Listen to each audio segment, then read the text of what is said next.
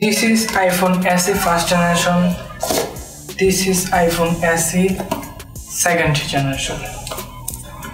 তো থার্ড জেনারেশনটা হাতে নাই। তো এই দুইটা ফোনের মাঝে পার্থক্য হচ্ছে হলো এটা ফার্স্ট জেনারেশন, এটা সেকেন্ড জেনারেশন, আর সেম টু সেম এক। ফার্স্ট জেনারেশন আইফোন এসটা আইফোন 5s এর মতো ছিল, থার্ড জেনারেশন সেকেন্ড জেনারেশন আইফোনটা আইফোন 8 এর মতো ছিল তখন যেটা চলছিল। আচ্ছা, তো আইফোন এসে আমি ফোনটা চালিয়েছি, যেহেতু আমার কাছে ছিল তো বেশ চালিয়েছি।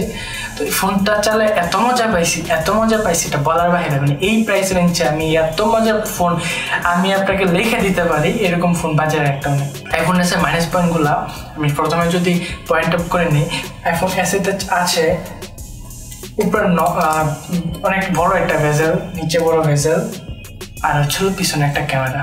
আর ফোনটা ছোট একটা মাইনাস পয়েন্ট আবার প্লাস পয়েন্ট, ভেজেলটাও মাইনাস পয়েন্ট আবার প্লাস পয়েন্ট। তো এই ভেজেলটা হচ্ছে হলো আমার কাছে পার্সোনাল ভেজেলটা ভালো লাগে হচ্ছে হলো আপনার ফুল ডিসপ্লে যখন হবে তখন হাতে নিয়ে অনেক মিসটাচ হয়, প্রচুর মিসটাচ হয়। এটা আমি জানি না কেন হয়, আমার কাছে খুবই মানে ভালো লাগে না বিষয়টা। আর কোনো ভিডিও স্ট্রিম করার সময় আমার কাছে এভাবে ভালো লাগে, যার কাছে যে অভ্যস্ত। তো অ্যাপল কেন আইফোন, হ্যাঁ আমি বলতেছি কেন কখন আইফোন 30 রিলিজ করবে ওইটা ব্যাপার না। আইফোন 30 রিলিজ করবে 27 নভেম্বর, এটা আমি একটা ওয়েবসাইটে পেয়েছি।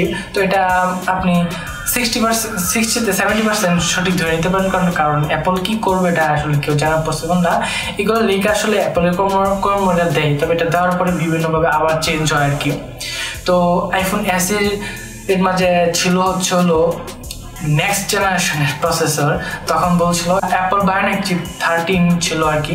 তো আইফোন 11 তো এটার স্পেসিফিকেশন সেম, 11 এর মধ্যে একটা ক্যামেরা কম আর এটার নচটা বড়, এছাড়া কোনো পার্থক্য দেখি না। আর 11 এর মধ্যে ছিল ফেস আইডি, আর এটার মধ্যে হচ্ছে টাচ আইডি সেকেন্ড জেনারেশনে। এটা হলো আইফোন 11 আর এটার মধ্যে নর্মাল পার্থক্য যেটা।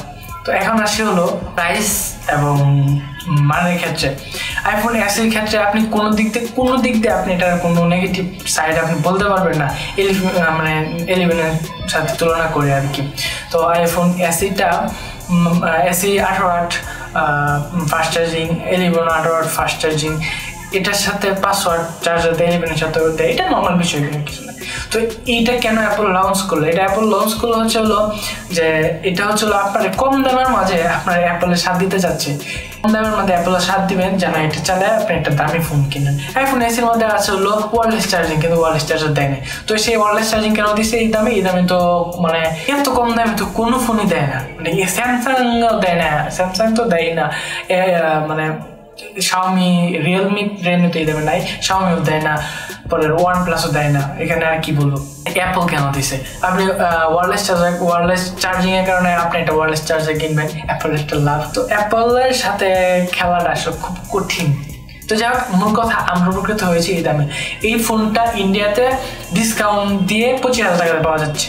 তো ডিসকাউন্ট ছাড়া চলছে হলো মানে 1-2 মাস পরে ডিসকাউন্ট দিয়েছে। এখন 13 যখন রিলিজ হবে তখন 1-2 মাস পরে কিনলে আপনি ডিসকাউন্ট দিয়ে পেয়ে যাবেন। তো 13-এ যে জিনিসগুলো থাকছে সেটা হচ্ছে হলো আইফোন XR এর কথা মনে আছে? আইফোন XR এর বডিটা আপনি ধরে নিতে পারেন, পিছনে ক্যামেরা পাম্প একটাই 12 মেগাপিক্সেলের।